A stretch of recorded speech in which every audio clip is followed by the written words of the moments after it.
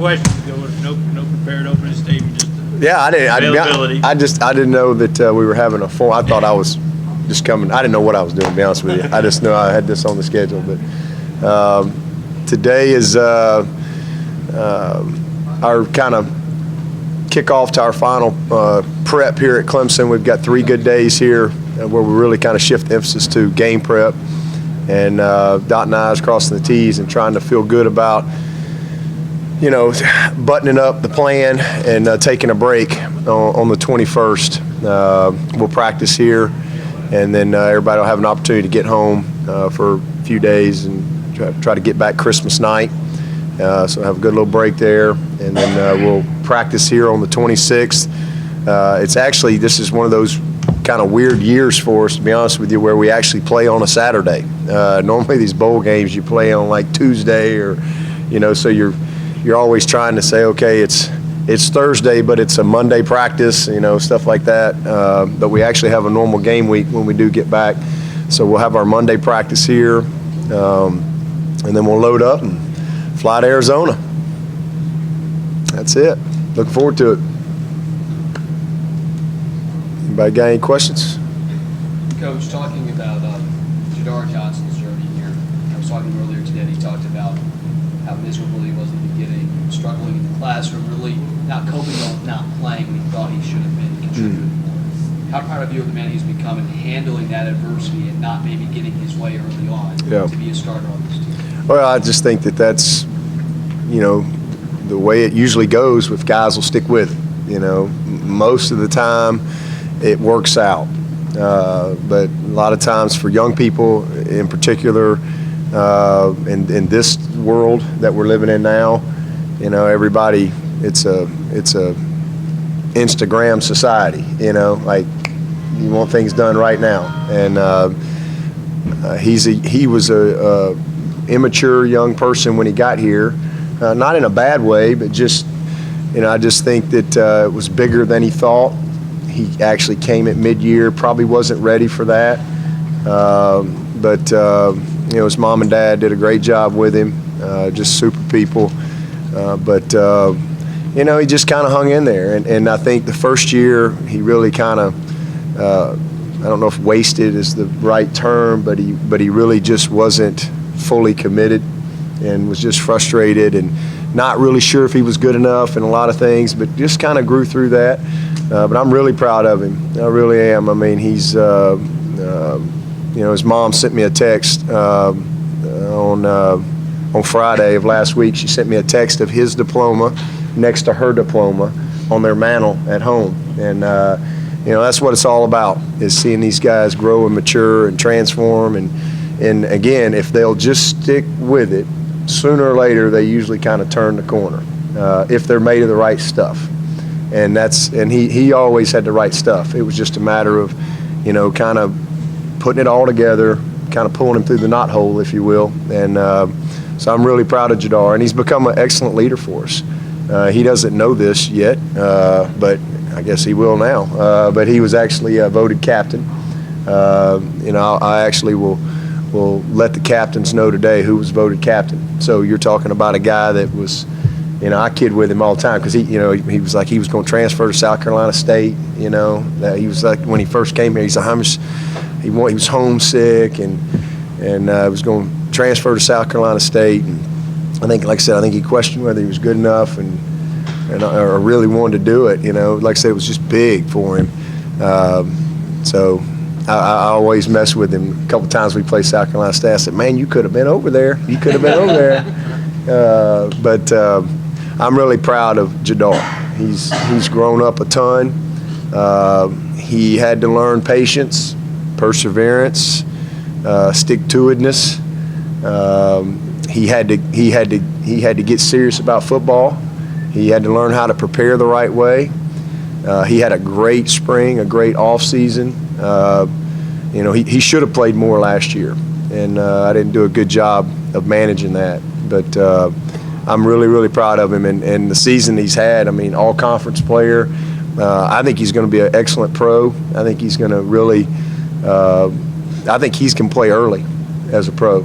I really do. I think he'll be a guy that will play very, very early has great instincts for the position, excellent special teams guy, and like I said, he's developed into a very good leader. What have you seen from the level of commitment from Mike Williams? He was just telling me a minute ago that there were times in the middle of the night where he would talk to Deshaun, go to the indoor and throw. Yeah, when they'd go, in the middle of the night when no one's watching, he's trying to get back to where he used to be.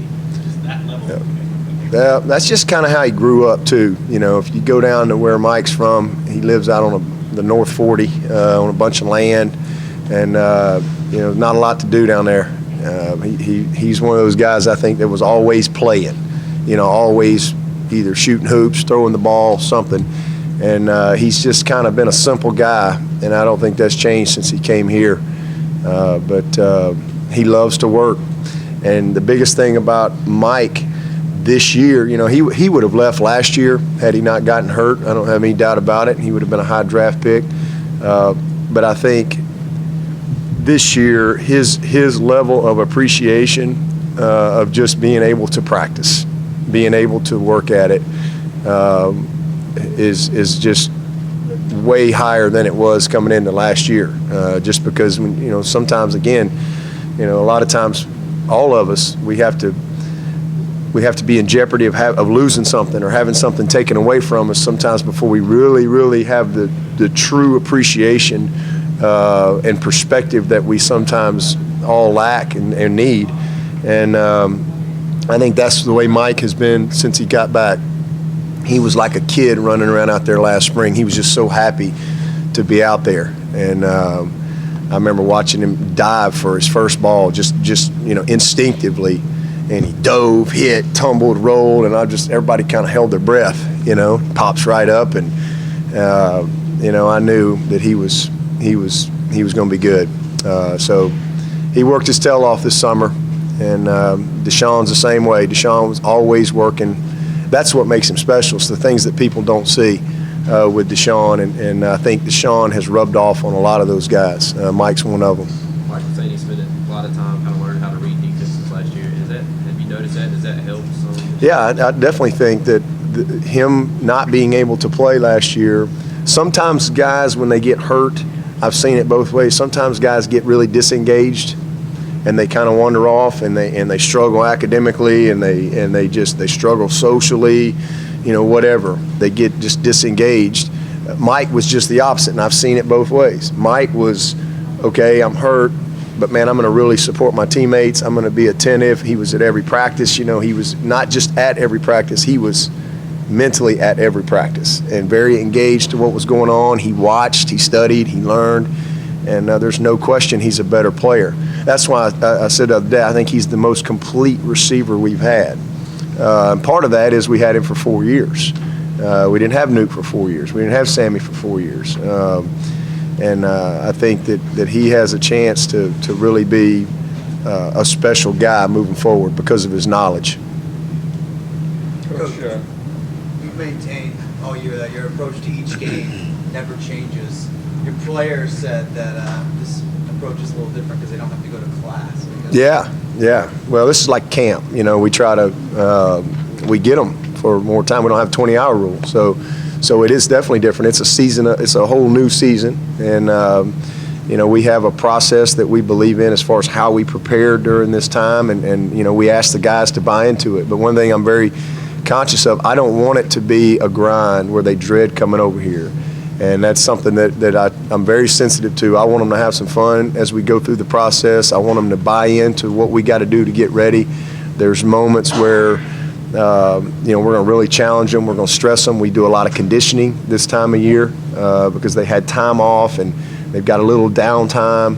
I know they're out eating cookies and stuff like that. This time everybody's wanting to, bake stuff or whatever. So for all of us, so we do a little extra conditioning. Plus, I know that they're gonna take a little break and go see grandmama. So I think that they've done a good job. We don't try to practice very long, and I think it's important to manage the staff as well during this time. I don't want the coaches grinding. We're up here till 10 o'clock, most nights, and during this time, I try to make sure that we have a balance of practicing to where we're done and guys can get some film review, but also get home and enjoy a little time with their families So we have a good format as far as how we manage our time, and then we challenge them. We work hard on good stuff, working on Clemson. Plenty of game prep for the opponent, but then we really take some extra time. We have our GAs meet with our red shirts and our walk-on guys to try to, because they don't really need to be in the meetings to get ready to play Ohio State, but we need them in the meetings, so we kind of have extra meetings because we have more time. The GAs aren't getting ready to play an opponent next week, so everybody's got a little more time, so we can structure things where we can teach those guys, which helps us, shorten the learning curve for the spring. And then we coach them. We have a lot of JV practice, so we film that. So now we get a chance to coach those guys off of tape, and that's how they get better, and that's how you build confidence in those young players. And so that's all a part of it as well. But it's a good format for us. When you look at the win-loss record, Clemson, Alabama, Ohio State, Florida State, they stack up pretty favorably over the last few years. Realizing you need 2 games to get this in that one, does the national championship validate Clemson's status among those other programs? No, absolutely not. I think that our status as far as being an elite program is validated. I don't know how we could validate it anymore. There's a lot of things that could happen. You could have some injuries. You could have, it comes down to a couple plays. Certainly, it's going to happen. Hopefully it's this year. We're going to win the national championship, and Clemson will win multiple national championships as we move forward here. History's going to play that. History's going to tell the tale, regardless of whether I'm here or not. It's going to happen, and those are hard. I think if you're just sitting around waiting to win a national championship to be validated, you're going to be left feeling short more times than not. I think ultimately, that's the ultimate prize and the ultimate goal, but I think validation comes in consistency and academic performance. Maybe if I was an NFL coach, then I think that's the ultimate thing. But in college, there's so many different things that you manage in college football that go into winning. It's hard. It's very, very hard to do, but I don't need a national championship trophy for me personally to feel validated at what I do in my life. What I need is a bunch of graduates that are committed to being the best human beings that they can be, to young people that are leaving here ready for the next opportunity in their life, that know what doing the best you can do is all about. That's what validation I need. But it's nice. It'd be nice. It's nice to win, but to say that, hey, if you don't ever win a national championship, you fell short. I don't buy into that. I know John Wooden coached 17 years before he won a championship, and then he went on an unbelievable run. So I don't think he needed that championship to be validated. I think he did a lot of great things in those 17 years before he ever won one. A lot of those players that played for him would probably attest to that. So hopefully it happens, but there's a lot of those things that go into. There's a lot of things that go into for that to happen that you don't control. And but I'm very proud. I think that this program has established itself on a strong foundation for many years to come. Yeah, but there's been a lot of good players come through here, and including Deshaun's predecessor in the position, but specifically with Deshaun, even with whatever happens these next few weeks, what's been his lasting imprint on the program? Just his leadership, how he's led, the example that he set for everybody. It's just incredible. You made the honor roll again this year or this semester. We had 48 guys, which tied last year's all-time record. 48 guys make a 3.0 or better. He's one of them. You're talking about a guy that has handled himself in an incredible way, and demonstrated to everyone, what the standard should look like. And to me, that's his legacy. He's a winner. The guy's lost 3 games in his entire career here. So. Certainly his accolades, the success he's had, the statistics, all that stuff is part of it. But to me, it's just more the example that he set for all the guys on this team and the teams to come by how he's led and his commitment to the standard that we've set here. Yeah, but Deshaun has run the ball less this year. Did you all consciously come into the year trying to do that, whether to keep him healthy late in the year, whether it's for schematic reasons? No, it wasn't just schematically how things worked out. We didn't come into it at all with anything. We've thrown the ball a lot more. Part of it's Mike Williams being out there. That's a big part of it. And not only that, again, last year we had 4 freshmen playing wideout with Travion, Renfro, Dion, and Ray, and we didn't have Mike. So we were a little different. We were built a little differently last year. This year, we've been able to throw the ball at an incredibly high rate. It's unfortunate the start that we had with a bunch of drops was not indicative of the season that we've had. But these guys have thrown and caught the ball. It's just unbelievably all year long. But again, there's been some games where he's had more opportunity than others, and I think that for us to have a chance to win this game, he has to make plays with his legs. Sometimes he's made plays with his legs. He's run the ball, but he's run the ball and he's made passes. Those don't go in the rushing stats. It's like the touchdown that he threw for Renfro against Virginia Tech. He doesn't get any rushing stats for that, but we don't make that touchdown without him running the ball and executing the play call. So you have a lot of those things built into it. He's taken a lot of screens. He just is so smart and knows how to attack you. But there's times where he's made huge plays running it as well. Yeah, but have you come across a human being the size of Dexter Lawrence who moves as well as him? Have you seen that combination before in your career? I've never been around a freshman like him. I mean, I've come across some big dudes in my day. Most of them were in the NFL, but I've never been around a freshman like him that big that can move like him. Been around some big, Christian Wilkins is a big man, but he's not Dexter big. He's just to be so strong and athletic at that stage. I mean, you're talking about a guy that benches 225 pounds, like 32 times as a true freshman. I mean, he just showed up here a giant, and he came in here in January, and then we had the spring, and you give Joey Batson a guy like that. I mean, golly, what they can do, and his work ethic and his character and just his commitment to being the best that he can be. He was, I think his first bod pod, he was 342, and I think his first bod pod was like 18 or 19% body fat. I mean, a lot of us would fail that right now. He's 342 pounds. I mean, it's just incredible. And such a smart kid, very, very good student, high football IQ guy.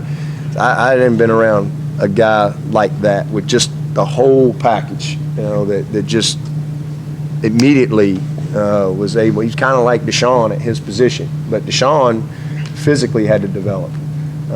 Dexter really just, we just kind of got him out of the box, no assembly required, just boom, ready to go. Is that the hard part when somebody has natural gifts? Like, that's some of the guys mentioned his work ethic as well. Is it usually when they have that kind of natural gift, they don't have to work as hard, and they don't? I don't know if that's the usual, but I think it's not uncommon for some of these guys that are really highly recruited, that are just so dominant at the high school level, for them to get here and struggle a little bit. That's not uncommon at all, because it is a big transition, whereas Dexter, and that was a surprising thing to me about Christian and Dexter, especially Christian, because Dexter played in a good league. Christian played not at a bad school, but he played in a small private school, and he's blocking guys that look like me, or coming off beating guys. It just was and I was not sure, how he would transition to guys that look like him day in and day out, and he just took to it like pig to mud. I mean, it was great. So but it's not uncommon to see guys kind of struggle with that transition. But Dexter is just one of those guys, and that's what we look for. I mean, he was just, when you have great talent and skill plus great work ethic and character, you usually become a superstar, and that's kind of where he's heading. Those two guys, Dexter and Christian, have kind of gelled as well together as they have. Has that kind of allowed both of them to kind of blossom in a way that? Yeah, they're fun guys. They're just good people. Just good people. Christian was at my house last night sitting on Santa's lap, and I'm just laughing. He just loves that. He's just a big kid, and he has such a sweet spirit to him. And Dexter's the same way. Dexter has just a gentle, kind spirit about him, and I think that's one of the reasons he and Christian have just kind of, and Christian's a great leader. He's just a sophomore, but he's like a senior to me, in my mind, because of the way he's handled himself from the day he got here, and he's done a great job in taking Dexter under his wing. But Dexter just fits in, gets along with everybody, easy guy to coach. And it certainly helps when you have, guys like that in the trenches, because they kind of set the tempo for everyone else. And, that's probably one of the reasons that Dexter came here, because there was a guy like Christian here. And he got a chance to get in our locker room and understand who the people were, and that's what he was looking for. Santa, okay. Santa made it. Santa survived. He did. Does that relationship translate to production on the field with that defensive line? It seems like whether they're playing basketball together, whether they're Power Rangers together, it just seems like that. Yeah. Is unique. Well, I think the chemistry at every position is critical. Obviously overall as a team, you want to have great morale, you want to have great chemistry, and we do a lot of things to help develop that and nurture that. But in particular at that defensive line and offensive line, our offensive line group, they're tight, and the same thing with that D line. They're just a close knit group, and there's no question you need that, and it does help. You need that great chemistry, and those guys all playing together for each other on one heartbeat. Christian McCaffrey announced today that he's not going to play in the bowl game to get ready for the NFL. What kind of message does that send? A message, you think, around college football when a star player like that? I don't really know is he hurt or something? Is he banged up? No, he's going to start his full preparation towards the NFL. Yeah. To each his own is what I would say. I would think if guys are banged up or something like that, there's always a decision you got to make there. But what's that? He did miss some games for injury. Yeah, so I don't know. A lot of times we don't know as public what particularly this guy's been doing to play every week. I go back to C.J. Spiller, who was, I guess, the player of the year in 2009. And what people didn't know is what he went through to play all year. Literally, he hurt his toe. He couldn't do anything on Monday and Tuesday at all. And on Wednesday, he'd start jogging a little bit, and then on Thursday, he'd be ready to get the game plan down, and then he'd get a shot, sometimes 2 a game, to be able to play on that toe. And so you don't ever know what guys are dealing with. That's why I've always had such great respect for CJ, because not only did he play in the bowl game, it was the coldest bowl game in the history of Clemson football, and he was the MVP of the game. So, this was a guy that, and again, that's to each his own. But I think that's one of the reasons he was picked 9th in the draft, too. Everybody's got to make their own decisions. Could you talk to your guys at all about, don't pay any attention to that draft stuff until afterwards and just focus on finishing? Oh yeah, we communicate on all that stuff all the time. You better finish. That's why Kevin Dodd was a 2nd round pick, because he finished. That's why Sammy Watkins went as high as he went, because he finished. One of the most unbelievable performances against Ohio State in a bowl game that we've ever seen. Probably still got records down there. You got Shaq finished. You look at guys that over the course of time, Vic Beasley, how he finished. I think it definitely is what our focus has been around here. But if you get distracted by that other stuff, because it's December, that it's a long way till April and May. And right now, all these scouts are they look for all the bad in you. They're looking for reasons to not pick you. I think you want to give them as many reasons to pick you as possible. That's why you have the Senior Bowls and things like that as well. Have you seen it the other way, maybe where guys didn't do what they needed to down the stretch? Oh, yeah, absolutely.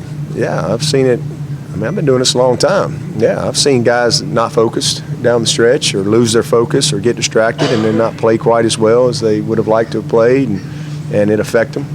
Coach, you've had a couple of weeks now to look even more at Ohio State. What just has jumped out at you about them as you get ready for this? Jumped out at me? Really nothing that I didn't expect or already know. I mean, they're a really good football team, complete, excellent special teams. They've got an incredibly dynamic player in that number 4 who's dangerous. They got an excellent quarterback who's, heck, he was probably somewhere in the Heisman list on the. I didn't see I don't know what the final top 10 or 12 was or whatever, but he's one of the best players in the country. Dangerous. He can beat you in a lot of ways. Very physical up front. Good offensive line. Excellent receivers. Guys that can make plays. Got speed. This is a very fast defense. Much faster than the defense that we played a couple years ago. These guys can flat out run at every position. They've a team that is, I think, bought in. They played a lot of young guys this year, and those guys have gotten better all year long. But it's just a very complete football team that's definitely deserving to be where they are. You talked a while ago about Dexter Lawrence. Ohio State's got a true freshman at left guard, starting for a team that's playing in the college football playoff, Michael Jordan. Just what does that speak to about guys coming out of high school now? Is that his name, Michael Jordan? Yeah, this is his name, Michael Jordan. You better be good with a name like Michael Jordan. It's hard for me to learn these guys' names. I just know their numbers. Well, I think it's awesome. Last year we played. Mitch Hyatt was a true freshman left tackle. Played 15 games, started 15 games at left tackle. Even for us this year, we started Pollard, who's a true freshman. We've started Tremaine Ankrum, who's a true freshman. John Simpson's a true freshman. We've played 3 true freshmen in the offensive line. I don't know when the last time that's happened. Maybe never. 3 true freshmen. Last year we played 2 with Frew and Mitch, but this year we've played 3 of those guys, and they've played well and gotten better. So I'm really proud of those guys. 2 of them were mid-years, but Simpson was not. But I think it really speaks well to that young man's preparation coming into the program, his commitment, his ability, his football IQ, his ability to learn it and transfer it to the practice field, and then just his overall football foundation to be able to compete at that level right out of the gate. Dabo, the coaching resumes of many of the top coaches in the country, you see how they've moved from place to place as assistants and move around heads. Is it easy to appreciate that you've only worked at 2 schools for 20 plus years? Oh, I appreciate the heck out of that. I've been blessed,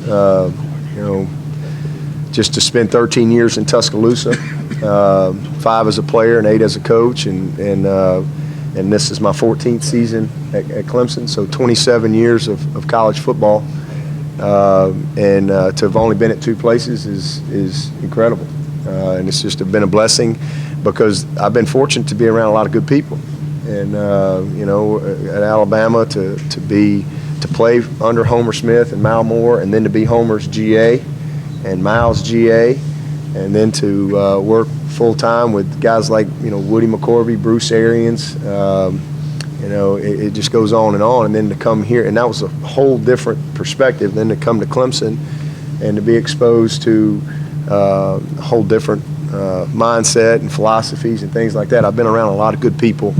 That's been great because I didn't have to move around to get that. I didn't have to stay here. I had several opportunities to leave Clemson, a bunch. And it's not something I run out there and publicize. But I've had a bunch of opportunities to leave Clemson, and I had opportunities to leave Alabama when I was there. But I like my job. I like where I'm at, and I learned that a long time ago. The grass isn't always greener. I've always tried to just bloom where I'm planted, and I've always been close to my guys. So, you know, if I had left here, if I had left Clemson, I'm probably not sitting here. And think about that. Sorry. When you hear, or if you hear or see or read things about your QB throwing more picks than last year, or like you mentioned, your receiver draws, or your inexperience on defense, does it bug you at all if sometimes this year the perception of your team doesn't match the reality? Are you able to ignore that? Oh, that's every year. That's not just this year. That's every year. Sometimes it does match, but most of the time it doesn't. You know, because the reality doesn't always create the headlines. Had a lady come and speak to the team the other day. She's a media person. No offense to the media people here, but she said she was taught if it bleeds, it leads. I'd never heard that. You ever heard that? If it bleeds, it leads? I'd never heard that. And I was like, wow. And I think that's where we are right now. Sometimes you get if the good stuff it's not going to get the headline. You know, to talk about the 5 touchdowns that Deshaun threw, well, that's Deshaun Watson. That's what he's supposed to do. But boy, he threw 2 picks. You know, that's big news. And I think that's what I said with Deshaun. I think Deshaun's so good, he made people numb to it. I think people are numb to what he did. But as far as the perception and all that, I mean, he got 2 more interceptions? 2 more than last year. And we threw how many more passes? A ton. And of those interceptions, what happened? Do we really understand what happened in those 15 interceptions? No, and nobody cares. And nobody wants to break that down. I know exactly what happened. And, some of them were bad decisions. A couple of them were offensive linemen not getting their hands down on quick game and tip balls. Some of them receivers weren't where they were supposed to be. You know, there's a lot of things that go into that, but we threw the ball a ton more this year. But that doesn't get told. It's just he's got more interceptions than he had last year. And then the other thing, how he responded. He throws a pick 6, then he comes back and has 14 straight completions for a school record. How he's always responded. So, you know, it is what it is. I think what's more important is that our team understands what reality is, and that they, you know, take all that stuff with a grain of salt. Is this a Clemson thing, you believe, in your mind, the misguided perception? Oh, no, that's probably everywhere. It's probably the same everywhere. How would you rate Ben Boulware's intensity during the games and to the pregame speeches for the guys in the locker room? I don't know how you could be more intense. Between him and Joey Batson, it's pretty intense. You know, he's always ready to play. That's one thing you can count on with Ben, man. He's always ready to practice. You know, he's one of those guys that will fight you in practice if you want to take him out of rep. You know, that's just Ben. You know, I looked up. We had our last paw drill, and I wanted to hold Ben out for that last paw drill, and I look up, and there he is, right in the middle of it, right in the middle of the fray, bottom of the pile. I didn't even notice until the play was over. And that's Ben. You know, he's just an incredibly gifted player, unbelievable mentality for the game. You know, I look at everybody. We've had, I don't know how many, we've had 1 million NFL players over past many years. We got a bunch of them. It seems like every night I turn on the TV, one of these guys. Well, Adam Humphries was on the Today Show today. Adam Humphries. Bet we didn't figure out he'd be the one on the Today Show. But he's on the Today Show, and you know, he was the same way. I mean, he just had such a mentality. You just have an appreciation for guys that have such a love for the game. That's what I told Adam when he was coming. I said, you're not going to get invited to the Combine. Nobody's going to invite you to any All-Star games. You know, you're not going to wow anybody at Clemson Pro Day. But when you get between the lines and you get your shot, you'll make it, because coaches ultimately get involved, and they're going to recognize football players. It's just that simple. And it's the same thing with Ben. I think Ben will get drafted, but he's not going to wow anybody with his physique and how long his arms are and how tall he is and all that mess. But when you turn the film on, you'll be wowed. And when he gets in between the lines, wherever he goes, he'll be wowed. They'll all be wowed because he's a football player. And they come in all shapes and sizes. It's all about what's on the inside, not what's on the outside. Simple as that. And you know, I'm really proud of Ben. We're gonna miss him. Anything new on Baker or Fruitmore? Baker or Fruit Morgan? No, Baker's just practicing every day, and you know, Fruit Morgan is you know, same, right. He's not going to be with us for the bowl game. We probably won't have an update on him until probably when we get back from the bowl, and hopefully he'll be back here with us and ready to get back engaged. And but really, I don't really know. Were you able to see that touchdown catch that? I did, yeah. We were having a big Santa on the Roof party last night, and that was a blast. And it was on. Will came running in there, and it was his TV was turned down, so that was pretty cool. That was pretty cool to see Hump and Vic. You know, I sent Vic a text, said not bad for a running back / tight end. You know, so I'm really proud of all those guys. You know, we got a bunch of guys out there that are doing a lot of great things, and you know, but really excited to see. I think on that particular play that they were talking about last night, that Vic ran the guy down. There's Grady Jarrett right there with him. Grady's right there, you know, chasing him with him, and that's pretty special when you get to see those guys having success and, you know, just kind of carrying on what they did here. Dabo, do you think Deshaun should have won the Heisman Trophy, and do you think he'll take that as motivation to be better, or just kind of dismiss it as being that's something that other people decide? Oh, I definitely think he should have won the Heisman. He's the best player, and it just, again, you know, I think the proof's in the pudding. We're right here. We're in the playoff, you know, and not anything against Lamar. I think Lamar's an unbelievable player, unbelievable. I mean, there's no, you can argue that too, but I just think that you know, what Deshaun has done here is unbelievable. Back-to-back ACC championships, 28 years, back-to-back Heisman finalists, back-to-back college football playoffs. And you know, the early part of the year, it was, well, I know Louisville lost to Clemson, but they're the best team, the team that can do this and that. And then they lose a couple more games. Well, then it's, well, they don't have as many players around him that, you know, we change the story all the time. And but I definitely think that Deshaun was incredibly deserving. And you know, and I'm biased, and that's my opinion. And everybody can argue against that. That's okay too, because I don't have a problem with Lamar winning. I think he's a freak. I've seen it up close. He's a great football player. But I think that, you know, people voting before the season is over and things like that, it just makes no sense to me. So I think it's been watered down a little bit, to be honest with you. But I'm really proud of Deshaun. And to answer your question, he doesn't need the Heisman Trophy to have validation for who he is and what he's done. I think he's going to be just fine. He'll be just fine. I think he enjoyed the experience, and you know, I'm sure he was disappointed, but he hasn't expressed that at all. Not one time. All he's done is handle himself with class like he always has, and he was very happy for Lamar, and he enjoyed the moment, enjoyed the experience. At the end of the day, he knows he can look in the mirror and know that he did everything that he could, but truly, his main goal is to win on the field. And if you could put the national championship trophy in the Heisman, he wouldn't think twice about it. And that's who he is. So that's what his focus is.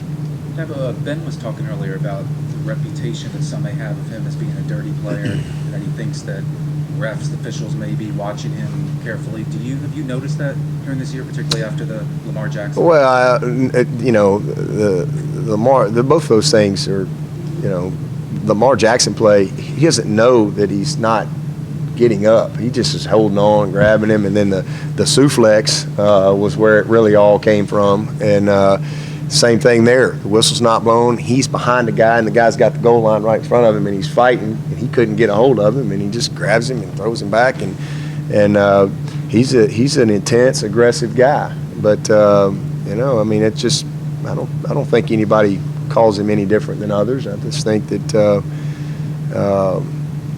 you know, he's made a lot of plays, and he plays the game the right way. Do you have any thoughts on the ACC's penalty on Louisville for what happened with the Wake Forest thing? No, that's their business.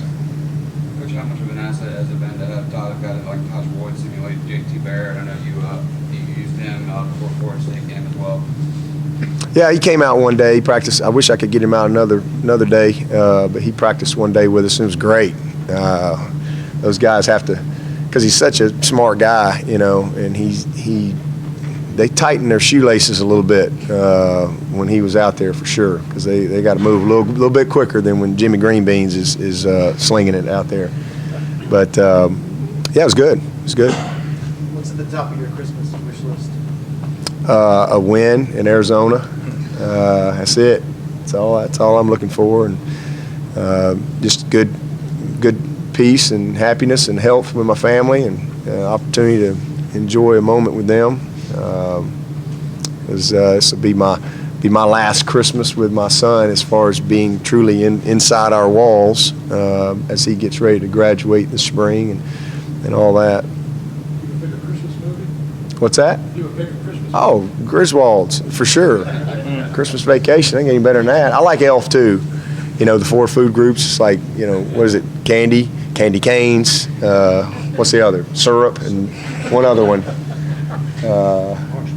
Marshmallows, yeah. Oh, I love Elf. I love Christmas Vacation. Those are the, in fact, I have a Griswold shirt. I usually break that out every Christmas. Love it. We got our coordinators here. All right, guys, thank you. Right side. Thank the coach. Very much. All right. Appreciate it, man.